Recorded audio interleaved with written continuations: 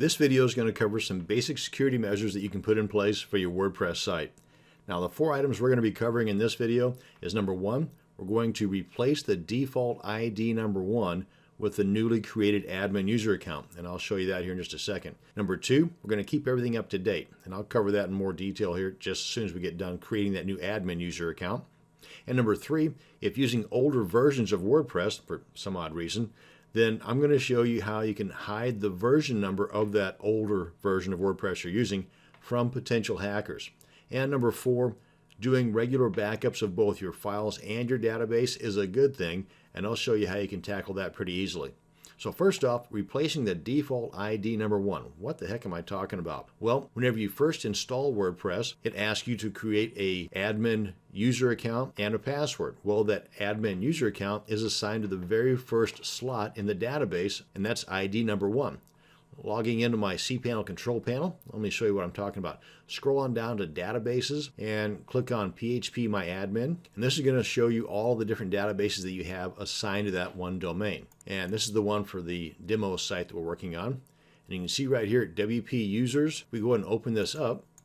It's going to give a list of all the users on that database, and right now there's just the one, but the ID number 1 is right here, and it's assigned to the administrator, and that is a potential security issue. So we're going to get around that by simply creating another account inside of our WordPress dashboard by coming over to Users, Add New, enter a new username, email address, first name, last name, website if you want, password, and then under Role, hit the drop down, Administrator. And that will assign this particular user to the next available slot. And of course, in this case, there's only one, so the next available slot will be ID number 2. Then we'll come back in and delete ID number 1. And we'll do that by logging out as our ID number 1 administrator user, logging in as the new administrator, and then deleting the old original administrator account that was assigned to ID number 1. Pretty simple stuff, and it's so simple that this is a potential security hole that's easily plugged. So by all means, take a few minutes and take care of that. Now, number 2, keeping everything up to date. Now, what I'm referring to here is keeping your plugins up to date. When a new version of a particular plugin that you have installed comes out, update it.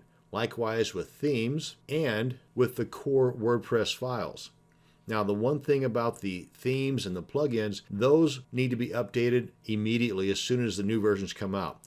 As far as the core WordPress files, I'm in the camp that you should wait at least 7 days before updating to a new version. But if it's listed as a security update, then go ahead and update that immediately. Otherwise, on new versions of WordPress, sometimes there's some lingering compatibility issues between the new version of WordPress and some plugins or themes. So let somebody else find out about those on their site, and that can take about 3 to 5 days. So again, new versions, wait a few days. Security updates, update immediately. Other than that though, update your plugins and your themes immediately. And number 3, if using an older version of WordPress, you want to hide the version number from the potential hackers, because older versions of WordPress are known to have security issues. And that's why hackers love people that don't update their WordPress sites. Let me show you what I'm talking about. I'm in the Chrome browser, so if you're in a different browser, this might look a little different to you. But just right click and go to View Page Source. And you can see here the version 4.3.1. What we want to do now is we want to be able to hide the version. Because if this says 3.2, then the hackers, doing just what I just did, will be able to gain access based on whatever security hole there was in that older version. So we want to be able to hide these version numbers, and there's a couple of ways we can do this. We can fiddle with the code that would require us to create a child theme and other time-consuming actions, or we can simply install and activate a plugin in a matter of seconds. Here, let me show you. Let's go and get rid of this. Come on back into our dashboard area, come on over to Plugins, go to Add New, and up here in the Search Plugins box, type in Meta Generator and Version Info Remover. That's a mouthful. Then hit Enter, and it should be one of the first ones that pops up. Right here, Meta Generator and Version Info Remover. Go ahead and click on Install Now, Activate. And it does have an additional item that pops into the settings here, but if we click on that to go look at it, you can see by default everything that we need is already done. But if for some reason there's something that you want to exclude from this, and you can enter those URLs right here. Let's come on back here to our home page and refresh. Right click, view page source, and you can see those version numbers have been eliminated. And lastly, number 4, doing regular backups of both files and database. Now, what do I mean by regular? Well, that depends on your own situation. If you are regularly adding new content daily, then you might want to consider doing a daily backup. If you're only adding new content once a week or once a month, then do your backups accordingly. This can be done a couple of ways. An easy way is by automating this with the plugin. Come on over here to our dashboard area again. Come on back to plugins and go to add new. And there's quite a few plugins and third-party tools that can do backups for you. But again, we're talking about both database and files.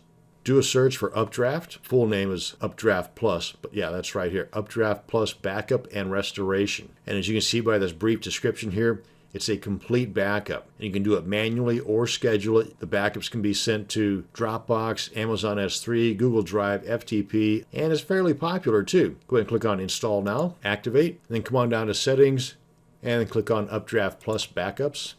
And between the updraftplus.com site and their FAQs, you've got plenty of information here on how to set this up and to put this to use for both manual and automating the backup process. Now, there are many more security measures that you can put into place to help keep the bad people out, but for now, the items covered in this video will help keep your site safer than the sites that do not have these basics in place. That's going to bring us to the end of this video on basic WordPress security.